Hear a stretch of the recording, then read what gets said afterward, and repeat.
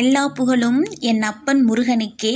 இன்றைக்கி 6 படை வீடுகளில் 3வது படை வீடான பழனி மலைக்கு தான் வந்திருக்கோம். பழனி மலைக்கு வந்தோன்னே நம்ம முதல்ல தரிசனம் பண்ணக்கூடிய இடம் இடும்பருடைய மலை. இடும்பருடைய மலை எங்கே இருக்குது அப்படின்னா, பழனி மலையிலிருந்து ஒரு 1 கிலோமீட்டர் தூரத்தில் தான் இடும்பருடைய மலை இருக்குது. பழனி மலையும் இடும்பர் மலையும் ரெண்டும் ஒரே மலை போல தான் இருக்குது. இடும்பருடைய மலை 570 படிக்கட்டுகளை கொண்டது. 2 மலையும் ஒரே நாளில் ஏற முடியாது அப்படிங்கிறனாடி தான் நம்ம ரொம்ப பேர் இடும்பருடைய மலையை தவிர்த்துட்டு பழனி மலையிலேயே இடும்பருடைய கோயில் இருக்குது. நம்ம பழனி மலை ஏறும்போது இடையில அவருடைய இடும்பருடைய கோயில் இருக்குது. அங்கே போய் இடும்பரை வழிபட்டுட்டு நம்ம பழனி மலைக்கு ஏறுறோம். ஆனால் இவருக்குன்னு தனியாகவே ஒரு மலை இருக்குது. அந்த மலையில் போய் நம்ம வழிபட்டோம்னா இன்னும் ரொம்ப சிறப்பாக இருக்கும். ஏன்னா பழனி மலை உருவாகிறதுக்கு முக்கியமான காரணமாக இருந்தவரே இடும்பர் தான். அவர் தூக்கி வந்த 2 மலைகள், ஒன்று சிவகிரி, இன்னொன்று சக்திகிரி. இந்த 2 மலையிலிருந்து உருவானது தான் பழனி மலைங்கிற மலை. பழனி மலையில் நீங்கள் ஒரு நாள் ஸ்டே பண்ணுறீங்க அப்படின்னா மொதல் நாள் இடும்பர் மலைக்கும் மறுநாள் பழனி மலைக்கு நீங்கள் வரலாம். நான் ஏன் அப்படி சொல்கிறேன்னா, 2 மலையுமே ஒரே நாளில் ஏறுறது கொஞ்சம் கஷ்டம். உங்களால் முடியும் அப்படின்னா நீங்கள் ஒரே நாள்லேயே ஏறி வந்துடலாம். முடியாத பட்சத்தில் நான் அப்படி சொல்கிறேன். இன்னும் நாங்கள் போயிட்டு உடனே வர்றோம் அப்படின்னா பழனி மலையிலேயே இடும்பர் இருக்கார், நம்ம அவரை தரிசனம் பண்ணிக்கலாம். இடும்பர் மலைக்கு ஏறுறதுக்கு எல்லா வசதிகளும் நம்ம பழனி மலையில் எப்படி ஏறுறதுக்கு எல்லா வசதிகளும் செஞ்சுருக்காங்க, ட்ரெயின், விஞ்ச். அதே மாதிரி இடும்பருடைய மலைக்கும் இன்னும் ஓரிரு ஆண்டுகளில் எல்லாம் வந்துடும் அப்படின்னு சொன்னாங்க. நான் போகும்போது வேலைப்பாடுகள் நடந்துக்கிட்டு இருக்கு, அதனால் கவலை வேண்டாம். அடுத்து நம்ம போகும்போது அங்கே எல்லா வசதியும் பண்ணிடுவாங்க. இடும்பர் இந்த காவடிங்கிற ஒரு அமைப்பை கொண்டு வந்தவரே அவர் தான் அப்படின்னு சொல்கிறாங்க. அதனால் இந்த காவடி எடுத்து வர்றவங்க ஃபஸ்ட்டு போகிற இடம் இடும்பருடைய மலையா. அவங்க போய் இடும்பரை வழிபட்டுட்டு தான் அப்புறம் தான் பழனி மலைக்கு போவாங்களாம். ஏன்னா அவர் தான் இந்த இடும்பர் அந்த காவடி அமைப்பில் 2 மலையையும் கட்டி தூக்கிட்டு வந்திருக்காங்க. அதுதான் இன்றைக்கும் இந்த காவடி எடுத்து விரதத்தை நிறைவு செய்கிறது இன்றைக்கும் இடும்பருடைய மலையில் சிறப்பாக நடைபெறுது அப்படின்னு சொல்கிறாங்க.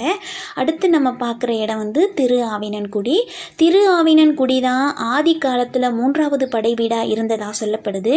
பிற்போக்கில் போகர் மூலியமாக பழனி மலை அங்கே எழுப்பப்பட்டது அப்படின்னும் சொல்லப்படுது. ஒன்றும் வித்தியாசம் இல்லை. பழனி மலையில் முருகர் கொஞ்சம் வளர்ந்த பையன், இங்கே திரு ஆவினன்குடியில் முருகர் குழந்த பையன், அவ்வளோ தான் வித்தியாசம். 2 இடத்துலையும் இருக்கிறவங்க நம்ம முருகர் தான். ஆனால் இதுதான் ஆதி கோயிலுங்கிறனாடி நம்ம ஃபஸ்ட்டு வழிபட வேண்டியது திரு ஆவினன்குடி. அதனால் ஃபஸ்ட்டு வர்றவங்க திரு ஆவினன்குடி முருகரை வழிபட்டுட்டு நீங்கள் போகலாம். குழந்தை வரம் வேண்டி நீங்கள் திரு ஆவினன்குடி வர்றீங்க, பழனி மலைக்கு வர்றீங்க அப்படின்னா கண்டிப்பாக திரு ஆவினன்குடி முருகரை பார்க்காம போகாதீங்க. நீங்கள் வரும்போது திரு ஆவினன்குடி முருகருக்கு அபிஷேகம் நடக்குது, அலங்காரம் நடக்குது, அதனால் லேட் ஆகும் அப்படின்ற ஸ்க்ரீன் போட்டிருக்காங்க அப்படின்னா நீங்கள் சரி இன்னொரு தடவை பார்த்துக்கலாம்னு தயவு செஞ்சு போயிடாதீங்க. எவ்வளவு நேரம் ஆனாலும் பரவாயில்ல, முருகா உன்னை நின்று பார்க்காம போக மாட்டோம்னு நின்று பிடிவாதமாக நின்று பாருங்கள். அவர் நம்மளுக்கு வைக்கிற சோதனை அதுதான். குழந்தை வரம் வேண்டி வர்றீங்க அப்படின்னா நீங்கள் தயவு செஞ்சு போயிடாதீங்க முருகரை பார்க்காம. நின்று முருகரை பார்த்துட்டு, முருகா அந்த வரத்தை எங்களுக்கு கொடுங்க, குழந்தை வரம் வேணும் முருகா, நீ கொடுத்தே ஆகணும் முருகான்னு அவரை நின்று பிடிச்சி அவர்கிட்ட வரத்தை வாங்கிக்கிட்டு அப்புறம் பழனிமலை முருகருக்கு நீங்கள் போய் நம்ம தரிசனம் பண்ணலாம். இங்கே தல வருஷமாக நெல்லி மரம் இருக்குது. கோயிலுக்கு பின்னாடி, கருவறைக்கு பின்னாடி நாகலிங்க மரம் இருக்குது, அதுவும் ரொம்ப விசேஷமானது. இங்கே 2 சிவபெருமான், 2 அம்மன் இருக்காங்க. அண்ணாமலையார், உண்ணாமலை நாயகி, சொக்கலிங்கேஸ்வரர், மீனாட்சி அம்மன் இருந்து நம்மளுக்கு அருள் புரிகிறாங்க. 2 பக்கமுமே அருணகிரிநாதரும் நக்கீரரும் இருந்து நம்மளுக்கு அருள் புரிகிறாங்க. வெற்றிவேல் முருகனுக்கு அரோகரா. அரோகரா சொல்லிக்கிட்டே மலை ஏற ஆரம்பிக்கலாம். மலை ஏறுறதுக்கு முன்னாடி கீழே பாத விநாயகர் இருக்கார். அவர்கிட்ட ஆசீர்வாதம் வாங்கிக்கிட்டு நம்ம மலை ஏற ஆரம்பிக்கலாம். ஏன்னா நம்ம கொஞ்சம் மலை ஸ்டெப்பு ஏறி மலை போகணும், அதனால் அதில் எந்த ஆபத்தும் வந்துடக்கூடாது அப்படின்ட்டு கீழே உள்ள விநாயகரை வழிபட்டுட்டு அவருக்கு சூடம் கீழே கட்டி சூடம் வைப்பாங்க, அதை வாங்கி ஏற்றி வச்சுட்டு நம்ம மலை ஏற. முன்னாடியே பெரிய கல் இருக்குது, இந்த சூடம் ஏற்றுறதுக்காகவே ஒரு பெரிய கல் முன்னாடி கிடக்கும். அந்த அந்த கல்லில் கொட்டிட்டு நம்ம மலை ஏற ஆரம்பிக்கலாம். செதர் தேங்காயும் சிலர் உடைப்பாங்க. செதர் தேங்காய் வந்து வெளியில் உள்ள மயில் வாகனத்துக்கு முன்னாடி வந்து தேங்காய் உடைக்கிற இடம், அந்த இடத்துல வந்து தேங்காய் உடைக்கிறாங்க. அதை உடைச்சிட்டு நம்ம வந்து உள்ளே போகலாம். உள்ளேயும் ஒரு மயில் வாகனம் இருக்குது. கொஞ்சம் மண்டபத்தை தாண்டினோன்னே உள்ளேயும் ஒரு மயில் வாகனம் இருக்குது. அந்த மயில் வாகனத்தை தாண்டினோன்னே கொஞ்சம் நம்ம வந்து மலை ஏறுற மாதிரி இருக்கும். ஃபஸ்ட்டு மலை ஏறணுன்னா ஃபஸ்ட்டு இருக்கிற தெய்வம் என்ன அப்படின்னு பார்த்தீங்கன்னா வள்ளியம்மன் திருக்கோயில் இருக்குது. வள்ளியம்மன் தான் ஃபஸ்ட்டு இருக்காங்க. மயில் வாகனம், அடுத்து வள்ளியம்மன், அதுக்கப்புறம் விநாயகர், அப்படியே போக போக நிறைய தெய்வங்கள் இருக்காங்க. போகும்போது எல்லா தெய்வங்களையும் நம்ம வணங்கிட்டு போகலாம். குழந்தை வேலன் இருக்கார், குமாரன் வேலன் இருக்கார், குறா வேலன், நிறைய வேலன், வெறும் வேலனாக இருக்காங்க. வேடன் வகத்தில் இருக்காங்க, குழந்தை வடிவத்தில் இருக்காங்க. எல்லாரையும் போகும்போது வழிபட்டுட்டு போங்க. இந்த இடத்த பற்றி நான் சொல்லியே ஆகணும். இந்த இடம் பார்த்து குறாமரம். இந்த குறாமரத்துக்கு கீழே வந்து முருகர் இருக்கார். இந்த இடத்துல தான் வந்து இடும்பருடைய கோயிலும் இருக்குது. இடும்பர் கோயிலுக்கு சைடில் தான் இந்த குறாமரம் இருக்குது. கண்டிப்பாக வந்தால் இந்த இடத்தையும் பார்த்துட்டு போங்க. உள்ளே வந்து குறா முருகர்னே உள்ளே இருக்கிறாரு. அங்கே அவரையும் போய் தரிசனம் பண்ணிவிட்டு நம்ம மலை ஏற ஆரம்பிக்கலாம். போகிற வழி எல்லாமே குட்டி குட்டி முருகர் சிலை இருக்குது.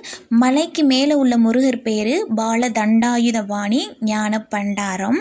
இங்கே உள்ள சிலை வந்து போகரால் செய்யப்பட்ட சிலையும் அப்படின்னு சொல்கிறாங்க. அதுவும் நவபாசானத்தால் செய்யப்பட்ட சிலை. நிறைய மூலிகைகளை கொண்டு இந்த சிலையை வந்து போகர் வந்து அமைச்சிருக்காரு அப்படின்னும் சொல்லப்படுது. இன்றைக்கும் இந்த சிலையிலிருந்து இரவு நேரத்தில் ஒரு விதமான நீரும் ஒரு விதமான வாசனமும் வெளிப்படுறதாகவும் சொல்லப்படுது. கோயிலில் இரவு நேரத்தில் வைக்கப்படுற விபூதியை மறுநாள் காலையில் போகிற பக்தர்களுக்கு வழங்கப்படுறதாகவும் சொல்லப்படுது. போகர் 2 மரகத லிங்கங்களை வச்சு இங்கே வழிபட்டதாகவும் அதில் உள்ள ஒரு லிங்கம் முருகருடைய கருவறையில் இருக்கிறதாகவும் மற்றொரு லிங்கம் போகருடைய சமாதியில் வச்சு இன்னைக்கும் வழிபடுறாங்க அப்படின்னும் சொல்லப்படுது. போகருடைய சமாதியில் பார்த்தீங்கன்னா அவர் வழிபட்ட குட்டி குட்டி முருகர் சிலைகள், இந்த மரகத லிங்கம் எல்லாமே நம்ம பார்க்குற மாதிரி தான் வச்சுருக்காங்க. நீங்கள் பழனி மலைக்கு வந்தால் அந்த போகருடைய சித்தர் குகைக்குள்ளே போய் இந்த எல்லா சிலைகளையும் வழிபாடு செஞ்சுட்டு வாங்க. உள்ள முருகரை தரிசனம் பண்ணிவிட்டு நம்ம வெளியில் வந்தோன்னே சிவபெருமானும் அம்மனும் இருப்பாங்க. அவங்கள வழிபாடு செஞ்சுட்டு அடுத்து நம்ம போகரை வழிபடலாம். போகருடைய சமாதிக்குள்ளே போகும்போது ரொம்ப அமைதியாக போகணும்னு சொல்லுவாங்க. அவர் வந்து அமைதியாக இருப்பார். அதனால் உள்ளே போகும்போது யாரும் பேசாதீங்க அப்படின்னு சொல்லிக்கிட்டே இருப்பாங்க. நீங்கள் போனாலும் ரொம்ப அமைதியாக போய் உள்ள அவருடைய சமாதியை வந்து வழிபட்டுட்டு வெளியில் வரலாம். இங்கே உள்ள முருகருக்கு எல்லா பொருட்களையும் கொண்டு அபிஷேகம் பண்ணப்படுறது கிடையாதான். ஒரு சில பொருட்களை மட்டும்தான் கொண்டு அபிஷேகம் பண்ணுறாங்க அப்படின்னு சொல்கிறாங்க. அதில் ரொம்ப முக்கியமானது இந்த விபூதியா. இந்த விபூதியை வந்து அவருக்கு பாதத்தில் வச்சு அதை வாங்கிக்கிட்டு வந்து நம்ம வந்து பூசிக்கினோம்னா நம்ம உடம்புல உள்ள நோய்கள் அத்தனையும் வந்து அது சரியாக்கும் அப்படின்னு சொல்லப்படுது. நம்மளுக்கு எவ்வளோ பிரச்சனைகள் இருந்தாலும் நம்ம வந்து ஒரு தடவை பழனி மலைக்கு போயிட்டு வந்துட்டா உடல் நோயும் மன நோயும் சரியாகும் அப்படிங்கிறது ஒரு உண்மை. நீங்கள் வந்து அதை அனுபவித்தா மட்டும்தான் தெரியும். எனக்கு மனசு சரியில்லை அப்படின்னா நான் அடிக்கடி பழனி மலைக்கு போயிடுவேன். ஏன்னா நான் பழனி மலை பக்கத்தில் இருக்கேன். அதனால் யாரும் என்னைய கேள்வி கேட்காதீங்க. பழனி மலை அப்படின்னு சொல்லிட்டாவே நம்மளுக்கு பட்டுன ஞாபகம் வர்றது பஞ்சாமிர்தம் தான். ஒவ்வொரு கோயிலுக்கும் ஒவ்வொரு விதமான பிரசாதம் இருந்தாலும் பழனி மலை அப்படின்னா அது பஞ்சாமிர்தம் தான். அந்த பஞ்சாமிர்தம் மலை வாழைப்பழம், கற்கண்டு, வெல்லம், பேரிச்சை, நெய் இதை கொண்டு தயாரிக்கப்படுறது தான்.